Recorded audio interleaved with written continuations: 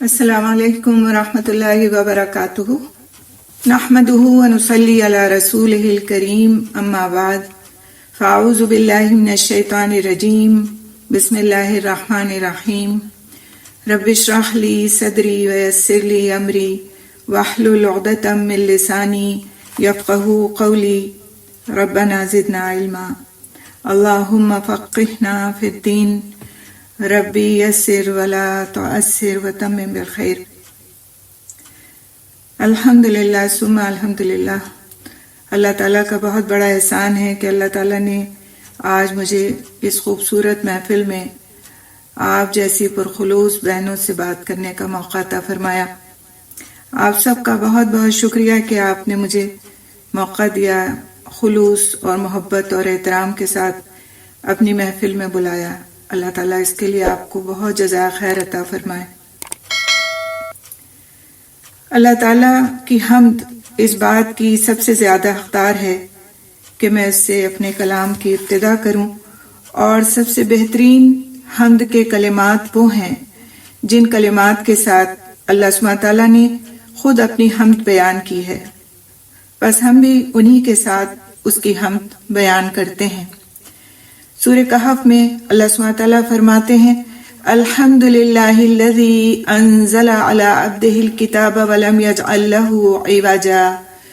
قیما لینذر بأسا شدیدا من لدنہ ویبشر المؤمنین الذین یعملون الصالحات ان لہم اجرا حسنا ماکثین فیہ ابدا۔ سب تعریفیں اللہ ہی کے لیے ہیں جس نے اپنے بندے پر کتاب نازل کی اور اس میں کوئی ٹیڑھ نہیں رکھی، بالکل سیدھی، تاکہ وہ اس کی طرف سے سخت عذاب سے خبردار کرے اور ان مومنوں کو خوشخبری دے جو نیک عمل کرتے ہیں کہ ان کے لیے اچھا بدلہ ہے، وہ اس میں ہمیشہ ہمیشہ رہنے والے ہیں۔ اسی طرح سورہ سبا میں اللہ سبحانہ تعالیٰ فرماتے ہیں الحمدللہ الذی لہ ما فی السماوات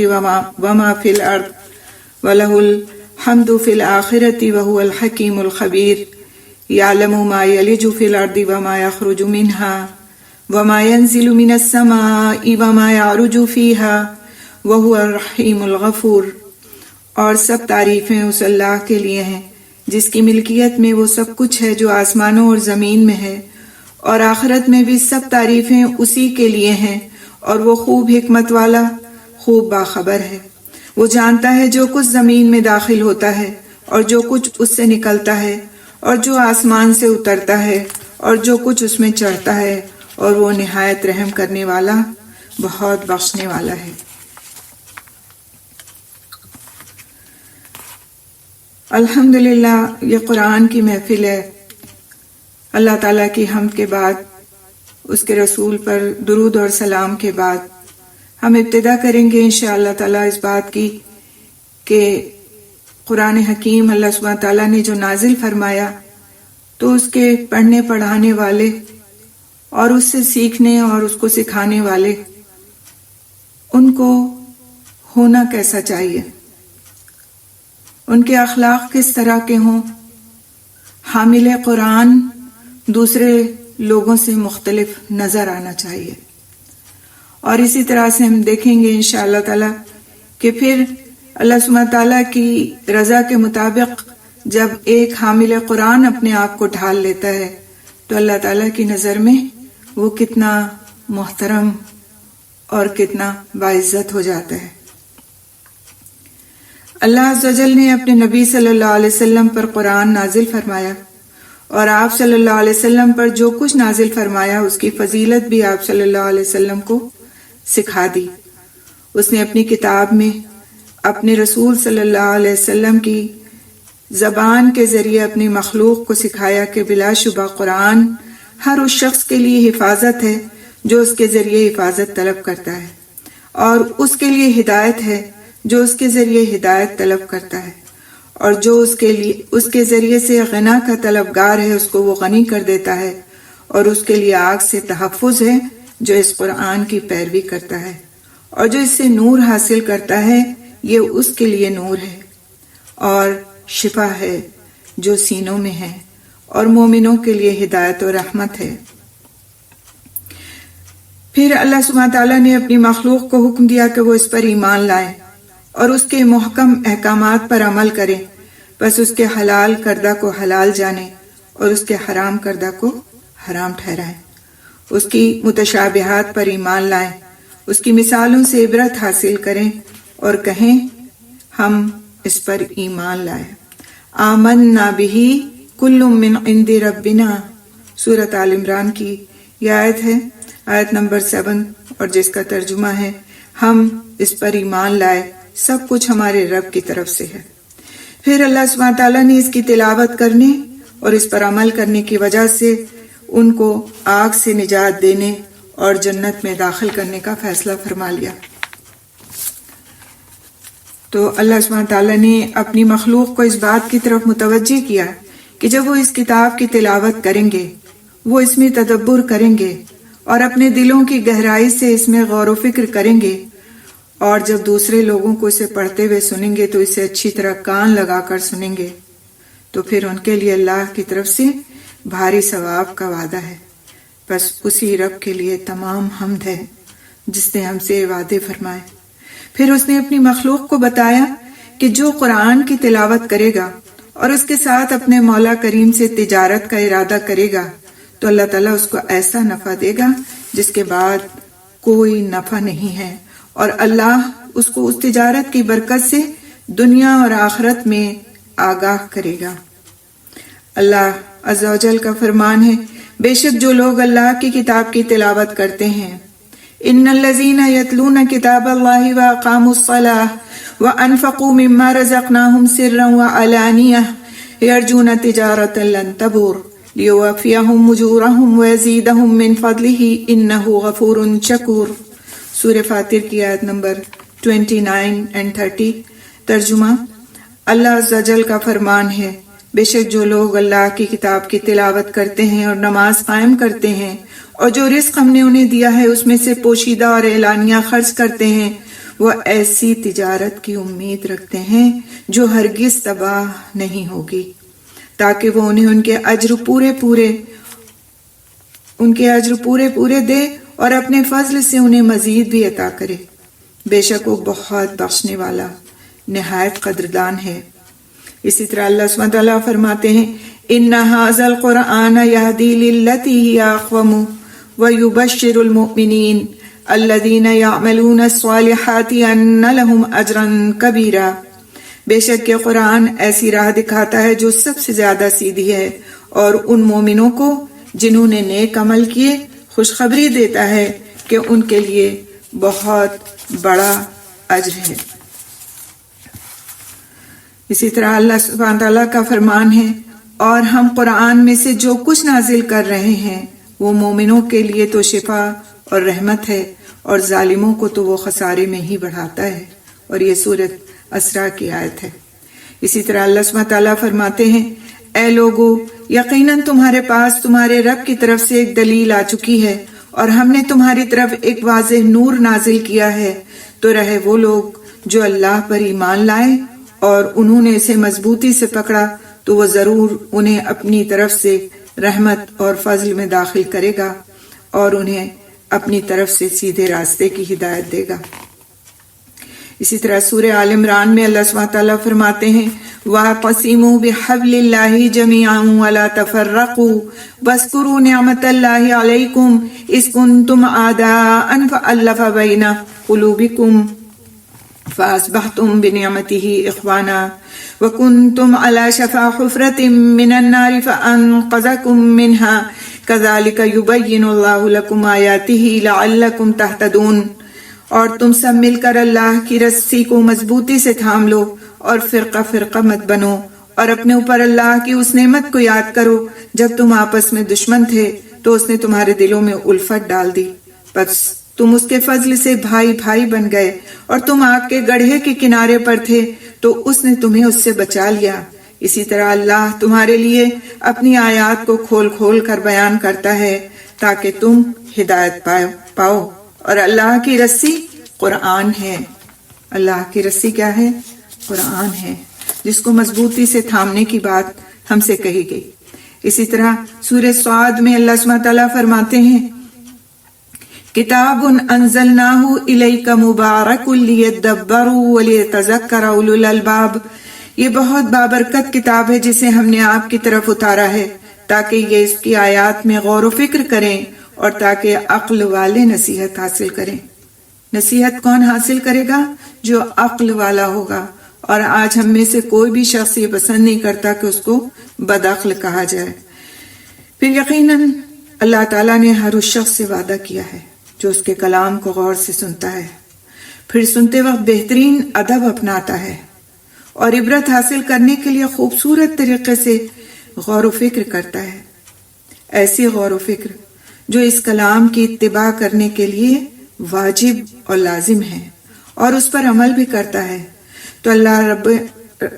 رب العزت، اللہ عز و جل اس شخص کو اپنی طرف سے ہر خیر کی خوشخبری دیتا ہے، اور اس پر اللہ نے اس سے بہترین ثواب کا وعدہ کیا ہے۔ بس اللہ عز و جل فرماتے ہیں بس میرے بندوں کو خوشخبری دے دیجئے، فبشر عباد الذین یستمعون القول فیتبعون احسنہ اولئک الذین ہداہم اللہ واولئک هم اولو الالباب۔ سورہ زمر کی آیت ہے، کا ترجمہ ہے بس میرے بندوں کو خوشخبری دے دیجئے، وہ جو غور سے بات سنتے ہیں۔ کیسے سنتے ہیں؟ غور سے بات سنتے ہیں، پھر وہ اس میں سے بہترین بات کی پیروی کرتے ہیں، یہی وہ لوگ ہیں جنہیں اللہ نے ہدایت دی، اور یہی لوگ عقل والے ہیں۔ تو حاصل کلام یہ کہ ہمارے رب کا سارا کلام ہر اس شخص کے لیے خوبصورت ہے جو اس کی تلاوت کرتا ہے، اور اس کے لیے بھی جو اس کو توجہ سے سنتا ہے، اور اللہ تعالیٰ خوب جانتا ہے یہ ان لوگوں کی صفت ہے کہ جب وہ قرآن کو سنتے ہیں تو وہ قرآن میں سے سب سے بہترین کی پیروی کرتے ہیں، اس کے ذریعے وہ اللہ عز و جل کا قرب حاصل کرتے ہیں جس کی جانب ان کے مہربان مولا نے ان کی رہنمائی فرمائی ہے۔ وہ اس کے ذریعے اس کی رضا کے طلبگار ہوتے ہیں اور اس کی رحمت کی امید رکھتے ہیں۔ وہ اللہ کے اس فرمان کو سنتے ہیں، اور جب قرآن پڑھا جا رہا ہو تو اسے غور سے سنو۔ اللہ سبحانہ تعالیٰ سورہ اعراف میں فرماتے ہیں وَإِذَا قُرِئَ الْقُرْآنُ فَاسْتَمِعُوا لَهُ وَأَنصِتُوا لَعَلَّكُمْ تُرْحَمُونَ۔ جب قرآن پڑھا جا رہا ہو تو اسے غور سے سنو اور خاموش رہو تاکہ تم پر رحم کیا جائے۔ یعنی کہ غور سے سننے کی وجہ بتا دی گئی کہ اللہ سبحانہ تعالیٰ تم پر رحم فرمانا چاہتے ہیں، تم پر رحم کرنا چاہتے ہیں، اس لیے جب بھی قرآن کہیں پڑھا جا رہا ہو اور تم اس کو سن رہے ہو تو اس میں غور و فکر کرو اور اس کو غور سے سننے والے بنو۔ اللہ سبحانہ تعالیٰ کا ذکر بلند ہے، اور اس نے خبر دی کہ جو دونوں کان لگا کر غور سے قرآن سنتا ہے اس کو چاہیے کہ جتنی بھی وہ تلاوت کرے اور جو کچھ بھی وہ سنے تو اپنے دل کے ساتھ اس کا مشاہدہ بھی کرے، تاکہ وہ قرآن کی تلاوت کرنے اور کسی دوسرے کی تلاوت کو غور سے سننے کا بھی فائدہ اٹھا سکے۔ پھر اللہ عز و جل نے اپنی مخلوق کو اس بات پر ابھارا کہ وہ قرآن میں غور و فکر کرے۔ بس اللہ سبحانہ تعالیٰ نے فرمایا کیا یہ قرآن میں غور و فکر نہیں کرتے، یا ان کے دلوں پر تالے پڑے ہوئے ہیں؟ افلا یتدبرون القرآن ام علی قلوب اقفالها، سورہ محمد کی آیت نمبر 24 ہے۔ اور اس کے آگے اللہ سبحانہ تعالیٰ فرماتے ہیں کیا بھلا وہ قرآن میں تدبر نہیں کرتے؟ اگر یہ قرآن اللہ کے علاوہ کسی اور کی طرف سے ہوتا تو ضرور اس میں وہ بہت زیادہ اختلاف پاتے۔ کس طرح وہ اپنی مخلوق کو اپنے کلام میں غور و فکر کرنے کی ترغیب دیتا ہے۔ جو اللہ کے کلام میں غور و فکر کرتا ہے وہ اپنے رب کو پہچان لیتا ہے، اس کی عظیم بادشاہت، اس کی قدرت، مومنوں پر اس کے عظیم فضل کو پہچان لیتا ہے، اور جو اس کے ذمے فرض عبادات ہیں ان کو بھی پہچان لیتا ہے، تو وہ اپنے نفس پر ان واجبات کو لازم کر لیتا ہے جس کا حکم اللہ سبحانہ تعالیٰ نے اس کو دیا ہے، اور ہر اس چیز سے بچتا ہے جس سے اس کے مولا نے اس کو ڈرایا ہے، اور ہر اس چیز میں رغبت رکھتا ہے جس کی اس کے رب نے اس کو ترغیب دی ہے۔ اور جس آدمی کو قرآن کی تلاوت کرتے ہوئے اور دوسروں کی تلاوت توجہ سے سنتے ہوئے یہ کیفیت نصیب ہو تو پھر قرآن اس کے لیے شفا بن جاتا ہے، بس وہ بغیر مال کے غنی ہو جاتا ہے اور بغیر عہدے کے صاحب عزت بن جاتا ہے، اور دوسرے لوگوں کو جس سے وحشت ہوتی ہے وہ اس سے مانوس ہو جاتا ہے۔ جب وہ کسی سورت کی تلاوت شروع کرتا ہے تو اس کی فکر یہی ہوتی ہے کہ جو بھی میں تلاوت کر رہا ہوں میں اس سے کب نصیحت حاصل کروں گا، اور اس کا مقصد یہ ہرگز نہیں ہوتا کہ میں یہ سورت کب ختم کروں گا، بلکہ اس کا مقصد یہ ہوتا ہے میں کب اللہ کے فرمان کو سمجھ سکوں گا، کب میں منع کردہ چیزوں سے رک سکوں گا، کب عبرت حاصل کر سکوں گا، کیونکہ اس کا قرآن کی تلاوت کرنا عبادت ہے، اور عبادت غفلت کی صورت میں نہیں ہوتی، اور اللہ ہی اس کی توفیق دینے والا ہے۔ مجاہد رحمۃ اللہ علیہ اللہ عز و جل کے فرمان یتلونہ حق تلاوتہ کے بارے میں کہتے ہیں کہ وہ اس پر اس طرح عمل کرتے ہیں، یعنی وہ لوگ جو اللہ سبحانہ تعالیٰ کے اس فرمان کو سمجھتے ہیں کہ وہ اس کی تلاوت اس طرح کریں جس طرح کرنے کا اس کا حق ہے، تو وہ اس پر اس طرح عمل کرتے ہیں جس طرح اس پر عمل کرنے کا حق ہے۔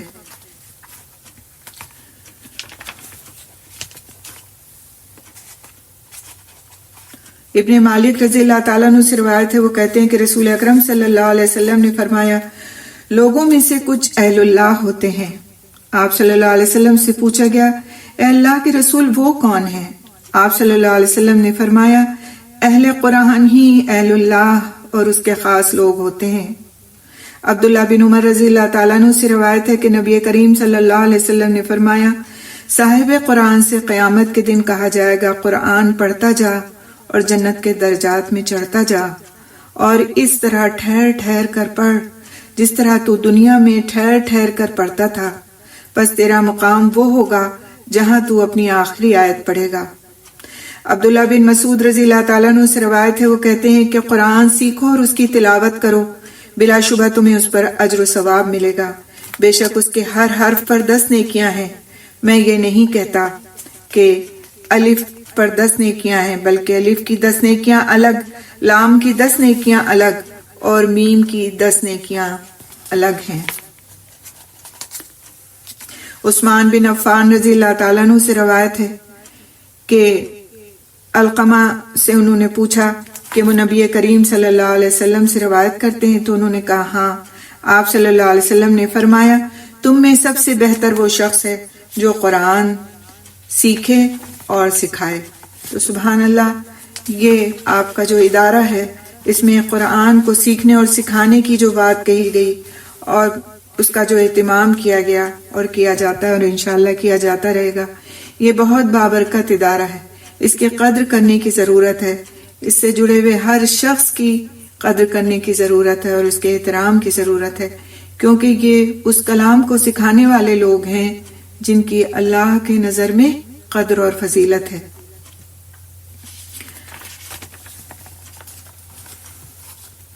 مجھے پتہ نہیں آپ لوگوں نے میرے لیے کتنا وقت رکھا ہے، میں بات کہیں میری لمبی نہ ہو جائے، آپ میں سے کوئی بتائے گا مجھے؟ میں بھی مزید کچھ دیر بات کر سکتی ہوں؟ جی، کوئی آپ کے کوآرڈینیٹرز میں سے کوئی بتائے مجھے؟ ٹھیک ہے۔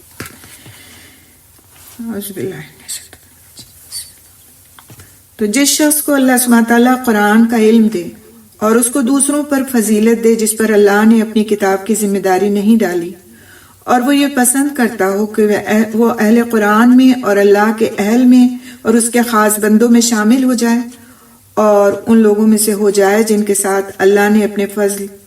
اور عظیم فضل کا وعدہ کیا ہے، تو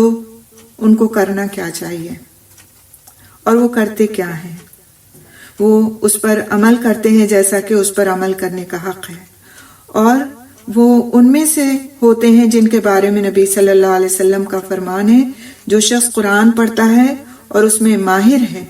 وہ اعمال نامہ لکھنے والے معزز اور اطاعت گزار فرشتوں کے ساتھ ہوگا، اور جو شخص قرآن پڑھتا ہے مگر اسے پڑھنے میں مشقت ہوتی ہے، یعنی اٹک اٹک کر پڑھتا ہے، تو اس کے لیے بھی دوہرا اجر ہے۔ بس ایسے بندے کو چاہیے کہ وہ قرآن کو اپنے دل کی بہار بنا لے، اس کے دل میں سے جو ایک حصہ ویران ہو چکا ہے اس کو قرآن کے ساتھ آباد کرے، اور وہ قرآن کے آداب اپنائے اور بلند و بہترین اخلاق اپنائے، جن کے ساتھ وہ ان تمام لوگوں سے ممتاز ہو جائے گا جو قرآن نہیں پڑھتے۔ بس سب سے پہلا عمل جو اس کو کرنا چاہیے وہ تنہائی میں اور اعلانیہ اللہ عز و جل کا تقوی اختیار کرنا ہے، اپنے کھانے پینے، لباس اور کسب و معاش میں پرہیزگاری سے کام لینا ہے۔ وہ اپنے زمانے میں اور اپنے دور کے لوگوں کی بگاڑ کی خوب آگاہی رکھنے والا ہو، اور پھر وہ اپنے دین کے بارے میں ان سے احتیاط برتے، اپنے کام کی طرف دھیان دے، ان کے معاملات میں جو بگاڑ آ چکے ہیں ان کی اصلاح کی فکر کرے، اور اپنی زبان کی حفاظت کرے، اپنے کلام میں صحیح اور غلط کا فرق کرے۔ جب وہ سمجھے کہ بات کرنا درست ہے تو علم کی بنیاد پر بات کرے، اور اگر خاموشی اختیار کرے تو علم کی بنیاد پر خاموشی اختیار کرے، جبکہ وہ سمجھے کہ خاموش رہنا درست ہے۔ بے مقصد باتوں میں کم شریک ہو، وہ اپنے دشمن سے زیادہ اپنی زبان سے ڈرے۔ کس چیز سے ڈرے؟ اپنی زبان سے ڈرے، کیونکہ اس کی زبان وہ زبان ہے جو اللہ کے کلام کو پڑھتی ہے، جس پر اللہ کا کلام جاری ہوتا ہے، تو پھر اس زبان پر کوئی ایسی بات نہ آنے پائے جو اللہ تعالیٰ کی مرضی کے خلاف ہو۔ وہ اپنی زبان سے ڈرے اور اپنی زبان کو اس طرح روک لے جیسا کہ وہ اپنے دشمن کو روکتا ہے، تاکہ وہ اس زبان کے شر اور اس کے برے نتائج سے امن میں رہے۔ اسی طرح سے اور بھی حامل قرآن کی کچھ خوبیاں بیان کی گئی ہیں کہ ہر اچھے اور خوبصورت اخلاق کو اپنانے کے لیے قرآن و سنت اور فقہ کو اپنا رہنما بنائے، اور جن باتوں سے اس کو منع کیا گیا ہے وہ اپنے تمام اعضاء کو ان سے بچائے۔ اگر وہ چلے تو علم کی بنیاد پر چلے، اگر وہ بیٹھے تو علم کی بنیاد پر بیٹھے۔ وہ پوری کوشش کرے کہ لوگ اس کی زبان، اس کے ہاتھ اور اس کے اعضاء کی ایذا رسانیوں سے محفوظ رہیں۔ لڑائی جھگڑے میں جہالت نہ برتے، اگر کوئی اس کے خلاف جہالت برتے تو بردباری سے کام لے، اور نہ وہ ظلم کرے، اور اگر اس پر ظلم کیا جائے تو درگزر سے کام لے، اور کسی پر ظلم و زیادتی نہ کرے، اور اگر اس پر زیادتی کی جائے تو وہ صبر کرے۔ کون؟ جو حامل قرآن بننا چاہتا ہے، اور اپنا غصہ پی لے تاکہ اپنے رب کو راضی کر سکے، اور اپنے دشمن کو سخت غصہ یعنی کہ اپنے دشمن کے سخت غصے کے وقت بھی وہ صبر سے کام لے، اپنی ذات میں انکساری کرنے والا ہو، جب اس کو حق بات کہی جائے تو اسے قبول کرے، خواہ وہ بات کسی چھوٹے نے کہی ہو یا کسی بڑے نے کہی ہو، اور اللہ عز و جل سے سرفرازی و بلندی چاہے نہ کہ مخلوق سے، تکبر سے نفرت کرنے والا، اور اپنے بارے میں اللہ سبحانہ تعالیٰ سے ڈرنے والا ہو۔ اپنے والدین کے ساتھ حسن سلوک کو خود پر لازم کر لے، ان دونوں کے لیے اپنے کندھے جھکا کر رکھے، یعنی ان کے ساتھ نرمی کا معاملہ کرے، چاہے جتنا اچھا قرآن پڑھنا آپ کو آ گیا ہو، اور چاہے آپ کے والدین میں سے کوئی ایک حرف کا جاننے والا بھی نہ ہو، کچھ بھی اس کو نہ آتا ہو، اس کے باوجود بھی ان کے ساتھ نرمی کا معاملہ کرنا ہے، ان کے ساتھ حسن سلوک کو اپنے اوپر لازم رکھنا ہے، ان کے لیے فروتنی اور عاجزی اختیار کرنا ہے، ان کی آواز کے سامنے اپنی آواز کو پست رکھے، ان پر اپنا مال خرچ کرے، انہیں عزت و احترام کی نظر سے دیکھے، اور ان کی زندگی کے لیے دعا کرے، ان کے بڑھاپے میں ان کا شکریہ ادا کرے، ان سے تنگ نہ ہو، ان کو حقیر نہ جانے، اگر وہ کسی نیک کام پر اس سے مدد طلب کریں تو ان کی مدد کرے، اگر وہ نافرمانی پر اس سے مدد چاہیں تو ان کی مدد نہ کرے، اور جب ان دونوں میں سے کوئی اللہ کی نافرمانی کرے تو وہ ان کے ساتھ اچھے اخلاق سے پیش آئے تاکہ وہ اسے اس برے عمل سے منہ موڑ لیں، ان کے اندر یہ بات آئے کہ یہ قرآن کا پڑھنے والا، میں جو کچھ کرتا ہوں وہ میرے ساتھ اچھا ہی معاملہ کرتا ہے، تو میں جو غلط کام کر رہا ہوں اس سے رک جاؤں۔ جو وہ کرنا چاہتے ہیں اور جس کا کرنا ان کے لیے درست نہیں ہے اس سے ان کو نرمی اور حکمت کے ساتھ روکے، وہ صلہ رحمی کرے، قطع رحمی کو ناپسند کرے، جو اس سے رشتہ توڑے وہ اس سے قطع تعلق نہ کرے، اور جو اس کے معاملے میں اللہ کی نافرمانی کرے یا اس کے متعلق اللہ کی اطاعت یا اس کے متعلق اللہ کی یہ شخص جو ہے یہ اللہ تعالیٰ کی اطاعت سے اپنے آپ کو کبھی نہ روکے اور دوسرے نافرمانی کرنے والوں کو بھی اس سے رکنے کی ترغیب دے. وہ علم کی روشنی میں مومنوں کی صحبت اختیار کرے اور علم ہی کی وجہ سے ان کی مجلس اختیار کرے. جو اس کا ساتھی بنے اس کو یہ نفع پہنچائے، جو اس کی مجلس میں بیٹھے اس کے ساتھ اچھی مجلس کرے، اگر کسی کو تعلیم دے تو اس کے ساتھ نرمی کا معاملہ کرے، جو غلطی کرے اس کے ساتھ سختی نہ برتے اور نہ ہی اس کو شرمندہ کرے. وہ اپنے معاملات میں نرمی کرنے والا، خیر کی تعلیم دینے میں صبر و برداشت سے کام لینے والا ہو. شاگرد اس سے مانوس ہوں اور ہم مجلس اس کی مجلس میں خوشی محسوس کریں. اس کی مجلس لوگوں کو بھلائی کا فائدہ دے اور اپنے ہم جلیسوں کو قرآن و سنت کے ادب کے ذریعے مؤدب بنا دے. بے شک اسے قرآن و سنت نے ادب سکھایا. وہ قرآن میں غور و تدبر کرتا ہے تاکہ اپنے آپ کو قرآن کے ذریعے باادب بنائے، اور وہ اپنے بارے میں اس بات پر راضی نہیں ہوتا کہ اللہ عز و جل نے جو کچھ فرض کیا ہے وہ ان کو جہالت کی بنا پر ادا کرے. الغرض یہ کہ اس شخص نے علم اور فقہ کو ہر نیکی کے کام کے لیے اپنا رہنما بنایا ہوا ہے. کس شخص نے؟ جو قرآن پڑھتا ہے، جو حامل قرآن ہے، جو قرآن کو سیکھتا اور سکھاتا ہے، اس کے اندر یہ اخلاق ہونا چاہیے. جب وہ قرآن پڑھتا ہے تو عقل و فہم کو حاضر کر کے پڑھتا ہے. اس کی فکر ان باتوں کا فہم حاصل کرنے پر ہوتی ہے جس سے وہ ان احکام کی پیروی کر سکے جن کا اللہ تعالیٰ نے حکم دیا ہے، اور ان چیزوں سے رک جائے جن سے رکنے کا اس کو حکم دیا گیا ہے. اس کا مقصد یہ نہیں ہوتا کہ میں کب سورت مکمل کروں گا. اس کی فکر یہ ہوتی کہ میں کب اللہ کے علاوہ ہر دوسری چیز سے بے نیاز ہو سکوں گا، کب میرا شمار متقین میں ہوگا، کب میرا شمار احسان کرنے والوں میں ہوگا، کب میں توکل کرنے والوں میں سے ہوں گا، کب میں خشوع کرنے والوں میں سے ہوں گا، کب میں صبر کرنے والوں میں سے ہوں گا، کب میں سچے لوگوں میں سے ہوں گا، کب میں ڈرنے والوں میں سے ہوں گا، کب میں امید کرنے والوں میں سے ہوں گا، میں کب اس دنیا سے بے رغبت ہوں گا، کب میں آخرت میں رغبت کروں گا، کب میں گناہوں سے توبہ کروں گا، کب میں اللہ کی مسلسل عطا کردہ نعمتوں کی قدر پہچانوں گا، اور میں کب ان پر شکر ادا کروں گا. میں کب اللہ کی ان باتوں کو سمجھوں گا جس کی عظمت بہت بڑی ہے، جس کی میں تلاوت کرتا ہوں اس کے فہم کو میں کب سمجھوں گا. کب میں اپنے نفس کے خواہشات پر غلبہ پا سکوں گا. میں کب اللہ عز و جل کے راستے میں جہاد کا حق ادا کرتے ہوئے جہاد کروں گا. کب میں اپنی زبان کی حفاظت کروں گا. کب میں اپنی نگاہوں کو جھکا کے رکھوں گا. کب میں اپنی شرمگاہ کی حفاظت کروں گا. کب میں اللہ عز و جل سے حیا کروں گا جیسا کہ اس سے حیا کرنے کا حق ہے. کب میں اپنے عیوب کی اصلاح کروں گا. کب میں اپنے بگڑے ہوئے معاملات کی اصلاح کروں گا. کب میں اپنے نفس کا محاسبہ کروں گا. کب میں لوٹنے کے دن کے لیے تیاری کروں گا. کب میں اللہ سے راضی ہو جاؤں گا. میں کب اللہ پر بھروسہ کروں گا. کب میں قرآن کی ڈانٹ سے نصیحت پکڑوں گا. میں دوسروں کا ذکر کرنے کے بجائے اللہ کے ذکر میں کب مشغول ہوں گا.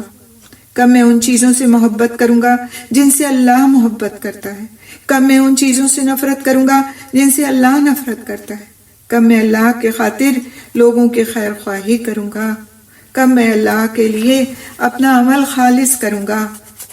کب میں اپنی آرزوؤں کو کم کروں گا.